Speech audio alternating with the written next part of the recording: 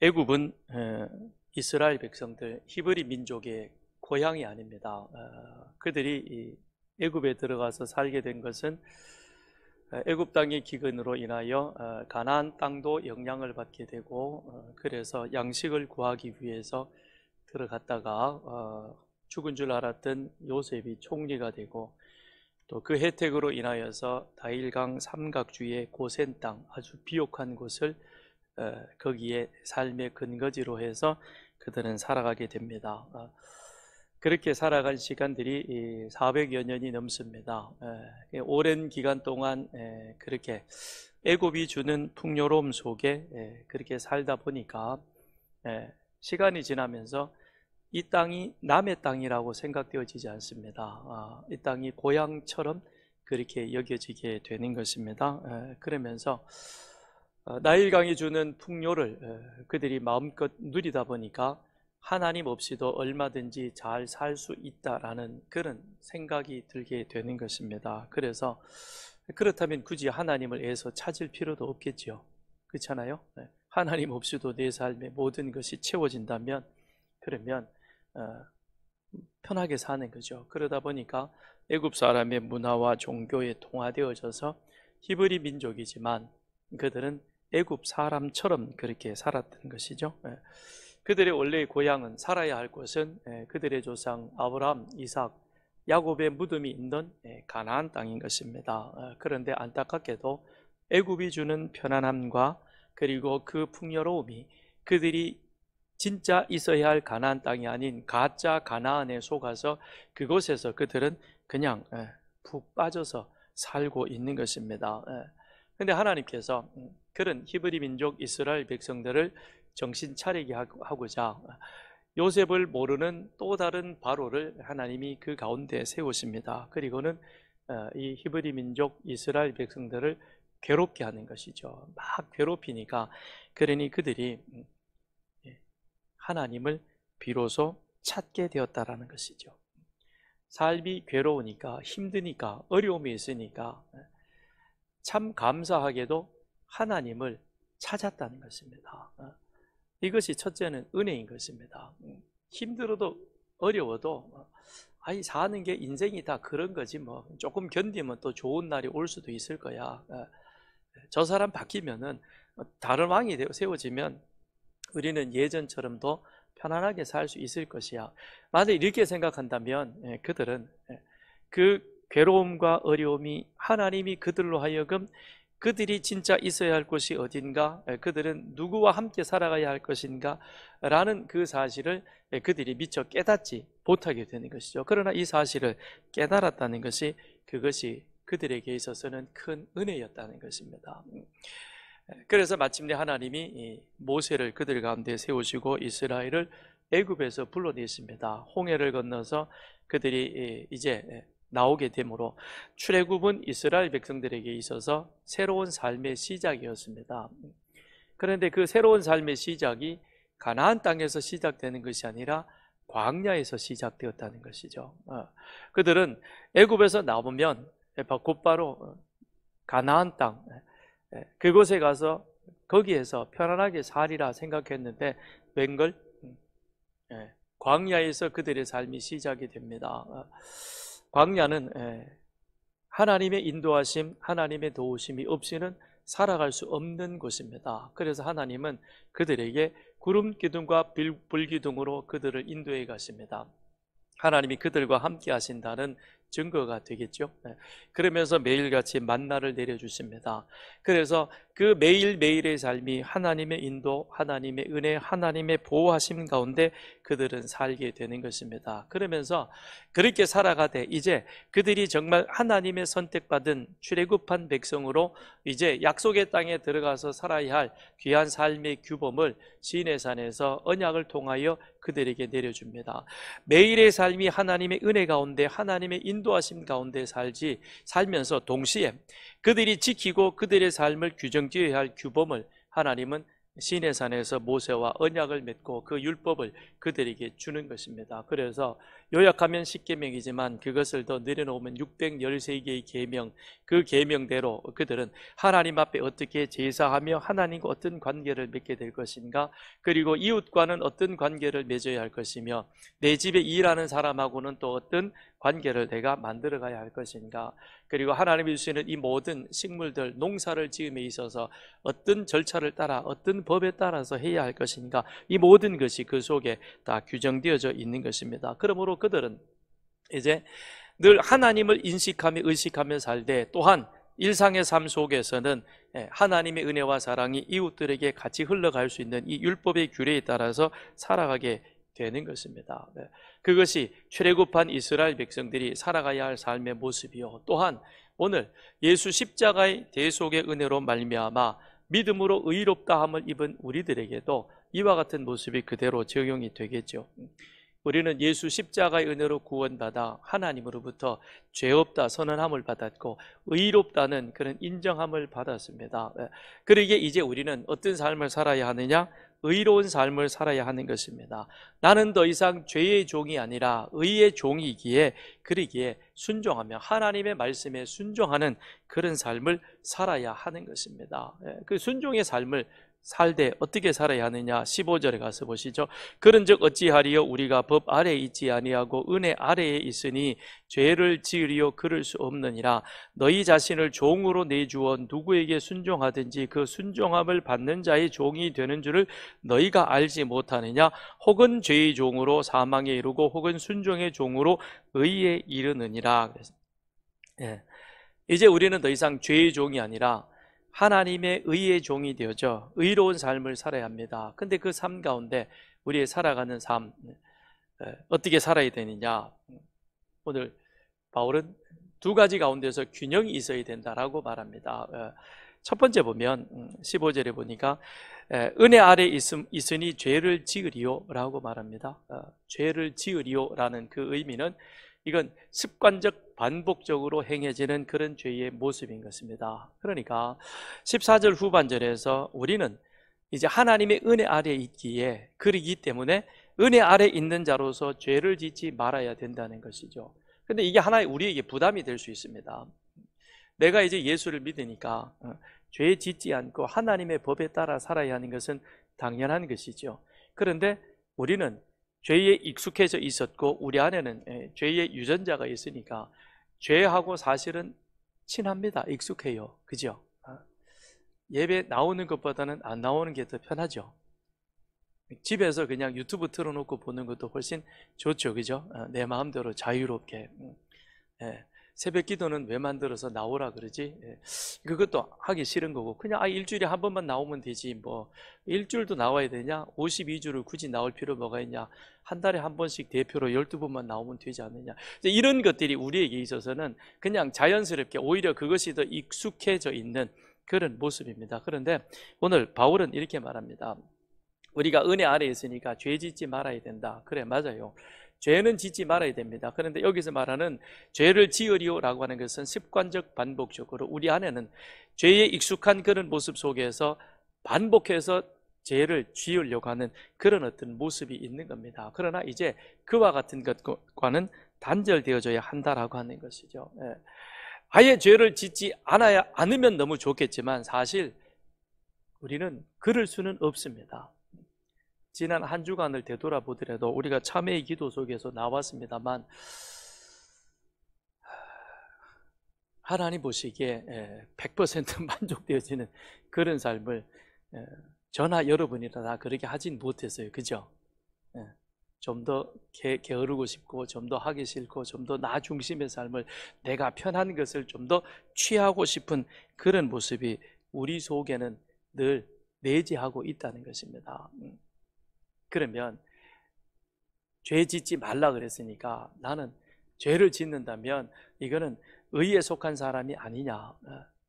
그게 아니라 바울이 지금 하고자 하는 얘기는 뭐냐면, 습관적 반복적으로 우리 안에 죄를 짓고 싶어 하는 그런 어떤 유혹들을 이제 우리가 의의 종이 되어서 우리의 주인이 하나님이시라면, 그렇다면 하나님의 뜻대로 행하는 삶을 우리가 살려고 애쓰고 노력해야 되겠다라고 하는 것이죠. 애쓰고 노력해야 되겠다.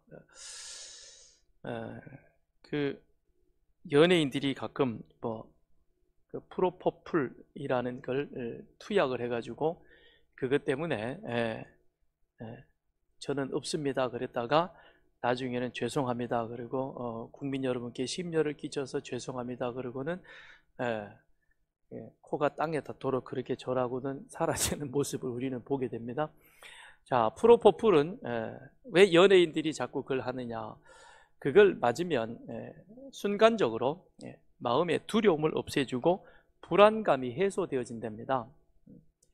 혹시 여러분 맞아보신 분 계세요? 저는 맞아보진 않았는데요. 제가 우리 의사들한테 물어봤더니 그거 이렇게 꼽아 놓으면 그냥 자기도 모르게 스르르 잠이 들고 너무 편안하대요. 그래서 어느 순간에 가는지도 모를 정도로 좋대요. 그래서 그걸 하나 봐요. 그런데 연예인들은 사람의 인기를 먹고 살죠. 사람들이 자기를 알아주고 사람들이 자기를 기억해 주는 것, 그것이 그들에게 있어서는 큰 자산과도 같은 겁니다. 그런데 내가 이런 그 TV라든지 이런 것에 자주 나오지 못하고 내가 점점 사람들에게서 멀어진다라고 생각되어지면 그 안에 불안과 두려움이 있게 되어지는 것이고, 그 두려움이 자기를 계속해서 이렇게 우울증 가운데로 빠져들게 하는 겁니다. 그러다 보니 그런 것들을 벗어나기 위해서 이 프로포폴이라는 주사를 맞는 거죠. 그런데 이건 원래 의료용으로 수술하는 그 환자의 그 고통이나 통증을 덜어주기 위한 것인데, 그걸 내 안에 있는 불안감, 두려움을 해소하기 위해서 한 번 맞아보니 좋더라. 그런데 그 다음에는 일주일에 한 번 맞다가 그 다음에 이틀에 한 번 맞고 매일 맞는다, 습관적으로 반복되어진다는 것은 그거는 옳은 모습은 아닌 것이죠.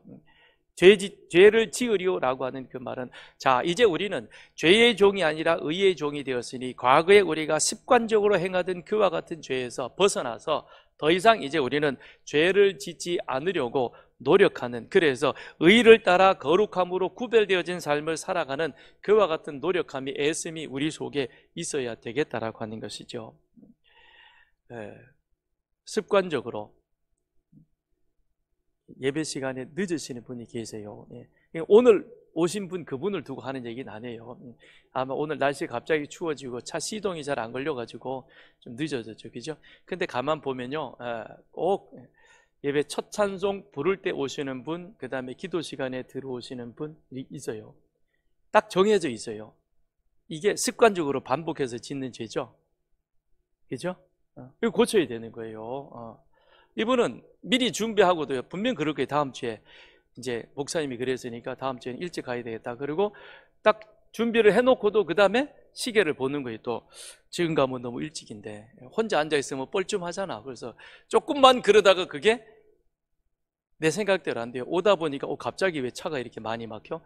가는 데마다 계속 신호등 걸려가지고 결국 오늘 또 예배 시간 5분 후에 들어오는 이런 일이, 이게 습관적 반복적으로 지속되는 것이죠.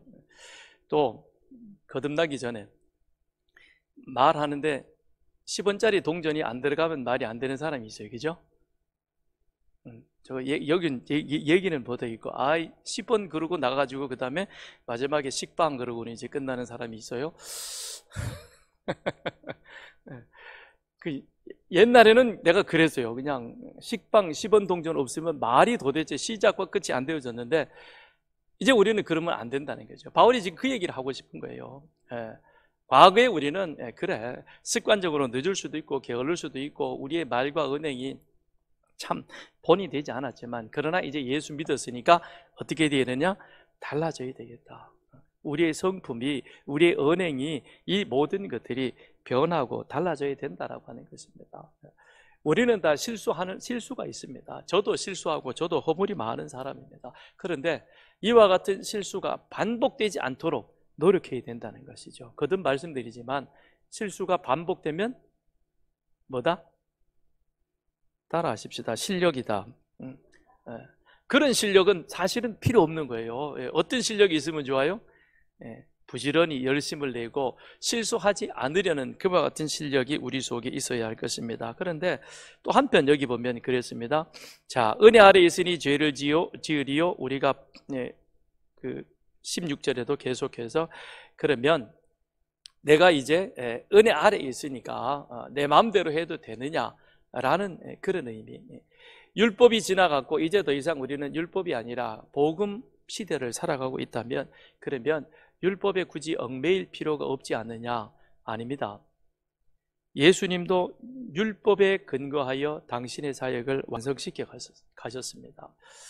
예수님이 나는 율법을 폐하러 왔다. 아니요, 율법을 완성시키러 왔다라고 말씀을 하셨습니다. 율법의 테두리 안에서 당신의 사역을 행하셨던 분이십니다. 그러므로 우리 또한 우리 믿음의 근거가 되는 것은 율법이요, 그 안에서 우리는 하나님의 은혜의 복음 하에 우리가 구원받아 하나님의 삶을 살아가고 있는 것입니다. 그러므로 우리가 예수를 믿었다라고 하는 것은 이미 우리 안에 하나님의 성령이 거하시게 되는 거룩한 성전이 되는 것이죠.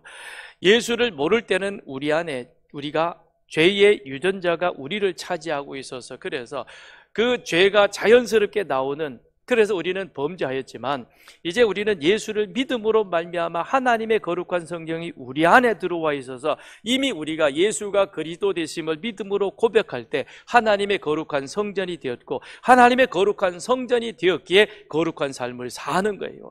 거룩한 삶을 살기 때문에 성전으로 지어져 가는 것이 아니라 이미 성전이기 때문에 우리는 자연스럽게 하나님이 원하시는 의의 열매를 맺는 삶이 되어져야 하는 것이죠. 그래서 예수를 나의 구주로 고백하여 하나님의 의의 종이 되었다면 과거에 행하던 게으름과 나태함과 앉으면 남의 말하고 남의 말이 안 되면 이야기가 안 되는 그런 어떤 못된 행실들을 이제 우리는 다 버리고 내 안에 말씀으로 살았던 것을 이야기함으로도 얼마든지 몇 시간을 서로 대화할 수 있는 그런 삶의 모습, 이게 바로 무엇이냐?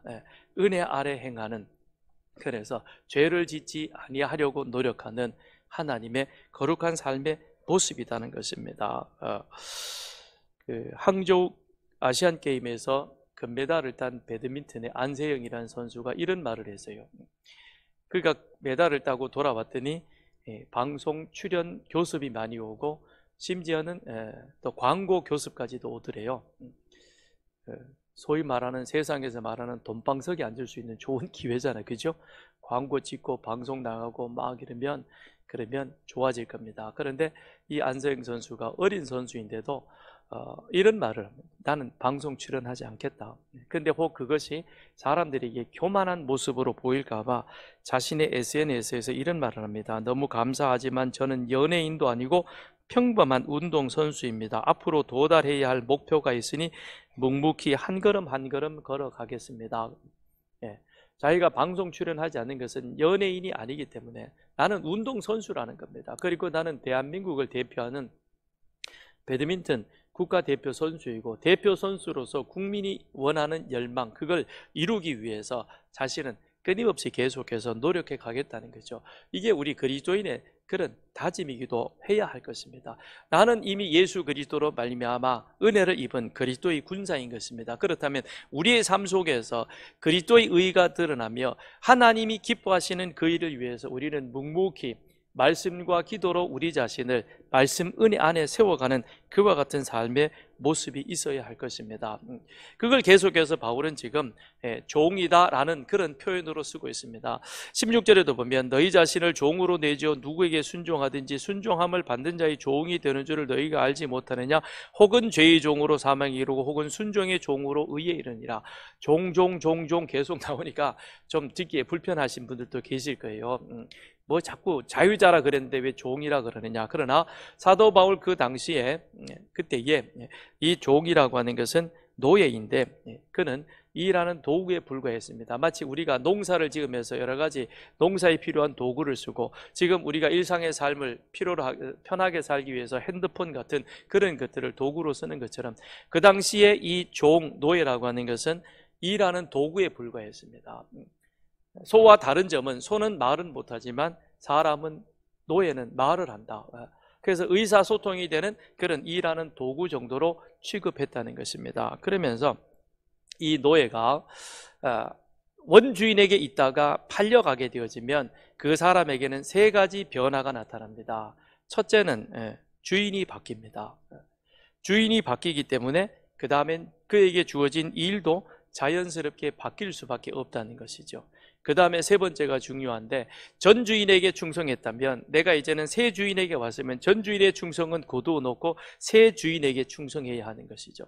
이걸 그 당시의 사람들은 익숙하게 알고 있던 모습입니다. 그렇다면 내가 이제 과거에는 죄의 종이었다가 지금은 하나님의 의의 종이 되었다면 우리가 우리 삶에 익숙한, 우리가 편리하게 맞이하는 그와 같은 노예를 통해서 한번 생각해 보자.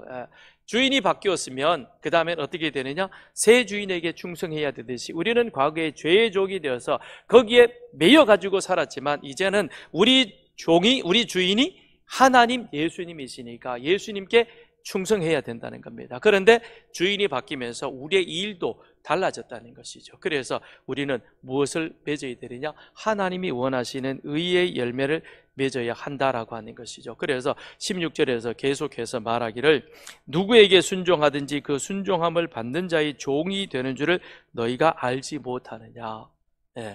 나는 이제 누구에게 소속되어 있습니까? 그리스도에게 소속되어 있는 내 신분의 변화가 그 안에서 일어났다는 것이죠. 그러기에 내가 예수님께 충성하고 그 말씀을 내 삶 속에서 실천해 가는 것은 그것은 당연하다라고 하는 것입니다. 우리는 결국 둘 중에 하나에 속한 삶을 살아갈 수밖에 없습니다. 나라가 다르고 언어가 다르고 피부 색깔이 다르지만 그러나 영적으로 들여다보면 하나님 예수님에게 속한 자인가 그렇지 않은 자인가 둘로 나뉘어지게 되는 겁니다. 결국 세상은 둘 중에 하나이라는 것이죠. 하나님께 속한 자는 하나님의 말씀에 따라 의의 열매를 맺는 삶이 되어야 하는 것이고 그것의 마지막은 영생이 될 것입니다. 그러나 하나님 아닌 다른 것에 소속되어 있다면 그것이 타종교이든 이단이든 어느 곳이든 간에 거기에는 예수와 상관없는 예수와 구별되어진 모습이기에 그들은 죄의 종이 되어서 결국에는 사망에 이르게 되어진다는 것입니다. 그런데 바울이 오늘 16절에 보게 되어지면 이런 말을 하고 있습니다. 자, 혹은 죄의 종으로 사망에 이르고 혹은 순종의 종으로 의에 이르느니라 그랬습니다. 문맥상으로 보면 자, 죄의 종으로 예수와 상관없이 살다가 결국은 그 삶이 마지막에 사망에 간다면 예수 그리스도에 속한 사람에게는 뭐가 되어야 되는 거예요? 생명, 영생이 되어야 되잖아요. 그죠? 그런데 바울은 그렇게 표현하지 않고 의에 이른다라고 말합니다. 왜 그럴까요? 영생은 하나님의 은혜로 우리 가운데 선물로 주어지는 것이요. 그건 내가 선하게 산다고 주어지는 것이 아니라 행위 구원을 말하고자 하는 것이 아니라 이미 우리는 예수 그리스도를 믿음으로 말미암아 영생에 속한 자가 되었고 영생에 속한 자로서 이제 우리는 무엇을 하나님의 의로운 삶을 하나님의 말씀 우리 기준이 되어서 그 의에 이르는 삶을 살아가야 한다는 것입니다. 그래서 의에 이르느니라라고 그렇게 말하는 것이죠. 우리가 그렇게 살아가야 하는 이유는 우리 주인이 바뀌었기 때문에 그렇다는 것이죠. 17절에 가서 보십시다. 하나님께 감사하리로다. 너희가 본래 죄의 종이더니 너희에게 전하여 준 바 교훈의 본을 마음으로 순종하여 죄로부터 해방되어 의에게 종이 되었느니라 그랬습니다. 자, 그러면 로마 교회가 어떻게 해서 그들이 의에 속한 의의 종이 되었느냐? 바울이 세 가지를 말해주고 있습니다. 세 가지를 말합니다. 그것이 무엇이냐? 첫째는 전하여 준 바 교훈의 본이요. 17절에 너희에게 전하여 준 바 교훈의 본 그랬습니다. 이건 복음을 말해주고 있습니다. 그래서 본이라 그랬습니다. 여러분 옛날에 본 뜬다는 말 알죠? 한복을 만들 때도 본이 있어가지고 그걸 기준으로 뜨잖아요. 그죠? 버선도 본이 있죠. 이렇게 도화지로 이렇게 그려가지고 거기 맞춰가지고 안 해보셨어요? 본 떠가지고 이렇게 가지고 본을 짜고 구두방에도 가서 보면 지금이야 뭐 기계로 다 나오지만 옛날에는 수제화로 만들면 본이 딱 있잖아요. 그죠? 내 발본을 떠가지고 거기에 맞춰서 만드는 것. 그래서 복음의 본이라 그랬습니다. 그래서 전하여준 교훈의 본, 이게 뭐냐? 복음이라는 것이죠. 그래서 복음은 듣는 것이라 그래요. 믿음은 어디에서 난다? 들음에서 난다라고 말합니다. 우리가 어떻게 해서 예수 믿게 되었습니까? 130여 년 전에 언더우드와 아펜셀러 선교사가 우리에게 복음 들고 왔습니다. 이 조선의 땅, 캄캄한 어두운 땅에 복음 들고 와서 그 복음을 이 조선 사람들에게 전하기 시작합니다. 하나님 말씀을 읽어주고 그리고 설교를 하고 복음을 전하고 그 복음을 들은 우리 선조들이, 조상들이 예수를 믿기 시작하고, 그리고 그것이 오늘 우리들에게 이와 같은 구원의 은총을 이루게 된 것입니다. 그리고 그것을 또한 우리는 이웃들에게 전합니다. 그래서 전도는 다른 게 아닌 겁니다. 이 하나님의 말씀, 복음을 그들에게 전하는 거예요. 있는 그대로 성경 창세기부터 요한계시록에 있는 모든 내용을 그 사람들에게 그냥 읽어주고 전해주고 알려주는 겁니다. 그러면 그들이 마음으로 듣고, 그 다음에 귀로 듣고 마음으로 믿어 의에 이르게 되는 것이죠. 로마 교회도 동일한 것입니다. 어떤 모양으로 그들에게 복음이 전해졌는지는 알 수 없습니다. 아무튼 어떤 경로를 통해서 그들이 복음을 듣고 지금 그 가운데 믿음의 사람이 세워지게 되었고, 그래서 그들이 복음 듣고 예수 믿게 되어진 것에 대해서 바울은 뭐라고 얘기합니까? 감사한다 그랬습니다. 감사한다 그랬습니다. 우리 또한 이 복음을 세상 가운데 전해야 할 것입니다. 그런데 복음을 전하되 이것을 우리가 더하거나 빼거나 그래서는 안 되는 겁니다. 왜요? 본이라는 것은 일정하게 딱 정해져 있는 것입니다. 그 본을 내 마음대로 자르고 더해버리면 나중에는 엉뚱한 이상한 것이 나오게 되는 것이죠. 그래서 교훈의 본, 다른 복음은 없는 것입니다. 오직 하나의 복음, 이 성경만이 있는 것입니다. 그 복음을 우리는 들었고 믿음을 가졌고 또한 그것을 세상 가운데 전해야 하는 것입니다. 그때 빼지도 말고 더하지도 말고 있는 그대로, 그래서 성경 한 권이면 충분한 것이죠. 더할 필요도 없기 때문에 그렇습니다. 그 다음에 복음을, 교훈의 본을 듣고, 그 다음에 17절에 뭐라 그랬죠? 본을 마음으로 그랬습니다. 복음을 듣고 마음으로 믿음이 생기게 되는 것입니다. 그래서 바울은 로마서 10장에서 이렇게 말합니다. 내가 만일 내 입으로 예수를 주로 시인하며 또 하나님께서 그를 죽은 자 가운데서 살리신 것을 내 마음에 믿으면 구원을 받으리라. 사람이 마음으로 믿어 의에 이르고 입으로 시인하여 구원에 이르느니라 그랬습니다. 복음은 들어서 아는 것으로 끝나면 안 되는 거예요. 복음을 듣고 그것이 내 마음속에 들어와서 그 다음엔 내 입술을 통해서 믿음으로 고백되어지는 것입니다. 그래서 반드시 마음으로 믿어 입술로 고백하며 믿음이 우리 안에 구원의 확신으로 들어오게 되는 것이죠. 그런데 오늘 한국 교회가 점점 이 복음의 능력을 잃어가고 있습니다. 그건 왜 그런가? 예수님이 경고하신 그대로 지금 우리가 따라가기 때문에 그렇습니다. 마태복음 15장에 예수님이 이런 경고를 하셨습니다. 이 백성이 입술로는 나를 공경하되 마음은 내게서 멀도다. 사람의 계명으로 교훈을 삼아 가르치니 나를 헛되이 경배하는도다. 마음이 멀어졌다는 겁니다. 복음을 듣고 이 마음에서 예수가 그리스도이심이 믿음으로 고백되어져야 되는데, 그런데 복음을 듣는 것이 아니라 사람의 교훈을 계명으로 삼아 그랬습니다. 그래서 교회 강단이 지금 복음이 상실되어지고 여러 가지 다른 것들이 이 강단을 차지하고 있는 것이죠. 마땅히 들어야 할, 마땅히 전해져야 할 이 교회의 강단에 복음의 자리가 설 자리를 잃어버리고 대신 그것이 여러 가지 그런 어떤 성공학이라든지 행복학이라든지 그 다음에 인생학이라든지 이런 게 계속 설교의 줄을 이루는 거예요. 본문 한번 읽어놓고는 그 다음에 본문은 마지막에 가서 결론 내릴 때 끌어다 쓰고 그 다음에는 손 자기 얘기, 엉뚱한 얘기 시큰하다가 끝나는 거예요. 그 교회가 힘을 잃어가는 거죠. 복음이 바르게 전해져야 교회가 능력을 얻게 되는 것입니다. 그러므로 지금 우리는 복음을 회복해야 되는 거예요. 복음이 회복되어지는 이것이 진정한 개혁이요 부흥인 것입니다. 개혁은 무엇이냐? 우리 마음에서 우리 귀에 들려지지 않는 그 복음을 다시 복음의 자리를 찾아주고 그 복음이 우리 안에서 마음으로 들려 믿음으로 고백되어지도록 하도록 복음의 자리를 원래 자리로 내어주는 것, 이것이 개혁이 되어지는 것이고 그 개혁이 교회의 부흥으로 같이 연결되는 것입니다. 초대교회 보십시오. 제도도 조직도 그 다음에 예배당도 없었습니다.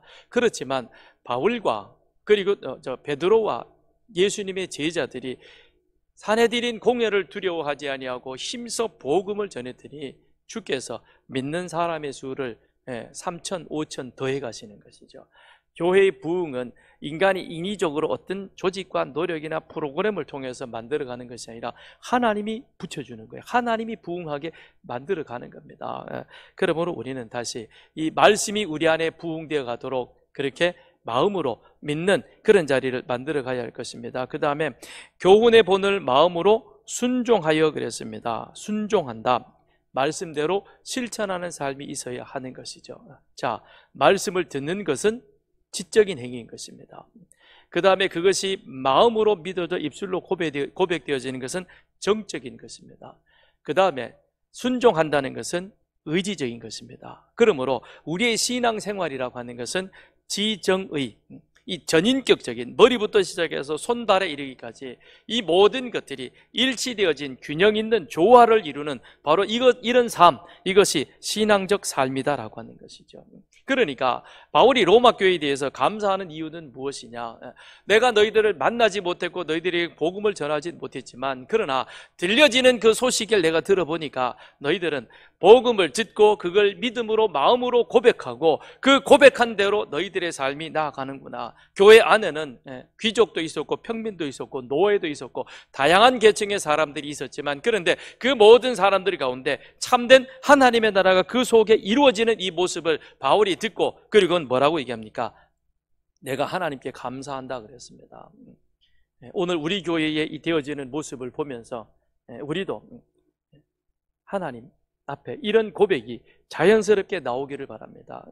지정의 전인격적인 복음을 듣고 그것이 마음으로 고백되어지며 그 다음 그 말씀대로 고백되어진 말씀대로 우리가 한 주 동안 물론 100%는 못할지라도 그래도 계속해서 살아가려고 노력하고 행하고 그런 삶의 모습이 하나님 보시기에 기쁨이 되고 바울 사도가 우리 교회를 보면서 야, 참 감사하다. 서산교회 잘하는구나. 이런 고백이 함께 있기를 바랍니다. 그렇게 우리가 한번 열심히 이번 주간에도 한번 살아보자고요.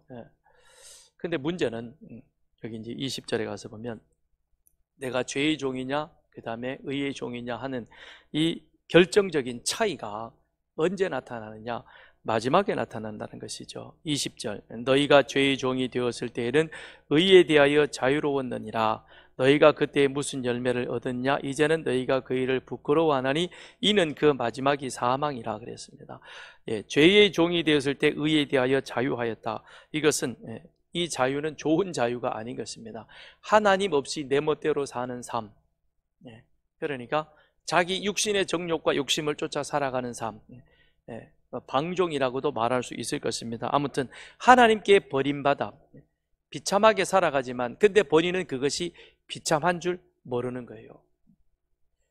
하나님이 노아 당시의 사람들을 보면서 그들이 행하는 것이 다 죄밖에 없잖아요.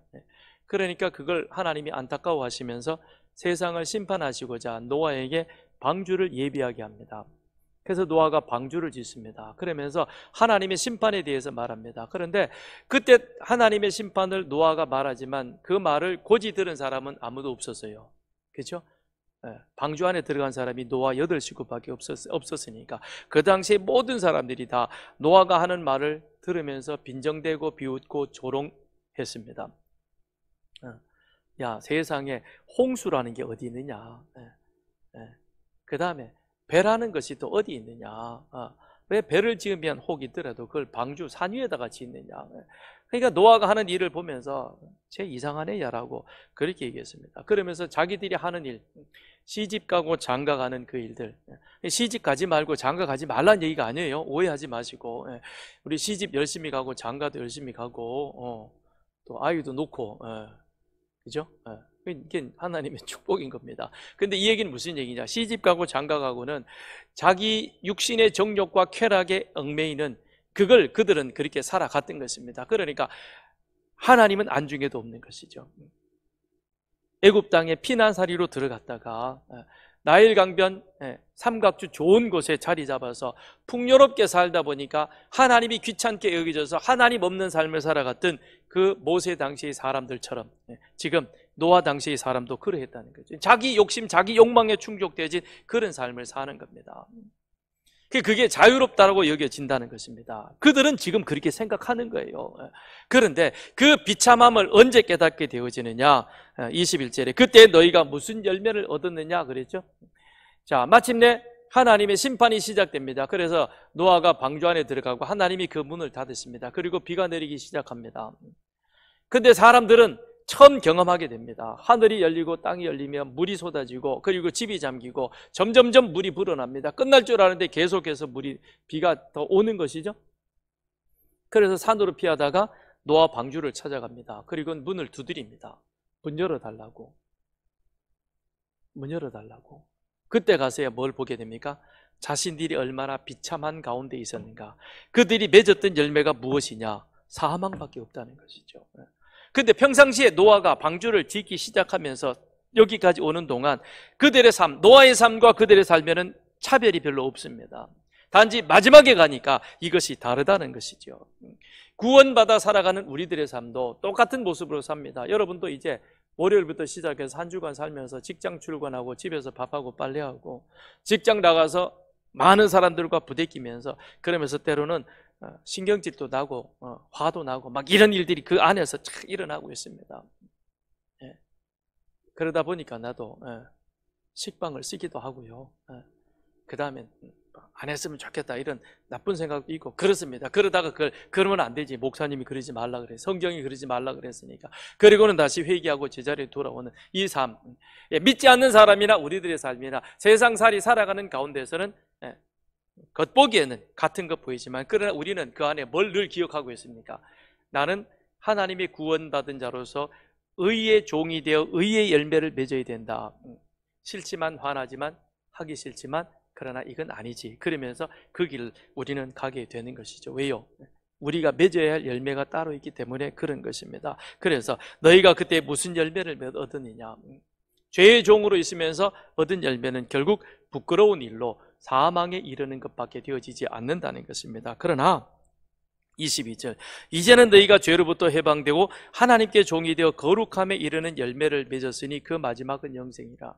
그러나 노아가 그렇게 수고하고 애쓰면서 뭘 지었습니까? 방주를 지었더니 그랬더니 그에게는 영생이라고 하는 의의 열매가 맺혀지는 그런 은혜를 누리게 되었다라고 하는 것입니다. 복음을 듣고 마음으로 믿어 그 말씀에 순종하며 실천하며 살아가는 일이 사실 쉽지는 않습니다. 힘듭니다. 그렇지만 그럼에도 불구하고 나를 그 말씀에 굴복시키면서 하나님의 뜻대로 살아가려고 부단히 노력하였더니 결국 이 가을에 풍성한 열매를 우리가 거둠같이 또한 하나님 앞에 의의 열매를 거두는 그와 같은 자가 될 것입니다. 그에게 있어서 마지막은 무엇이냐? 영생이라고 그렇게 말하고 있는 것입니다. 주님이 말씀하십니다. 내 말을 듣고 순종하는 자는 그 집을 반석 위에 지은 자 같을 것이요 그렇지 않는 자는 모래 위에 집을 지은 자다 그랬습니다.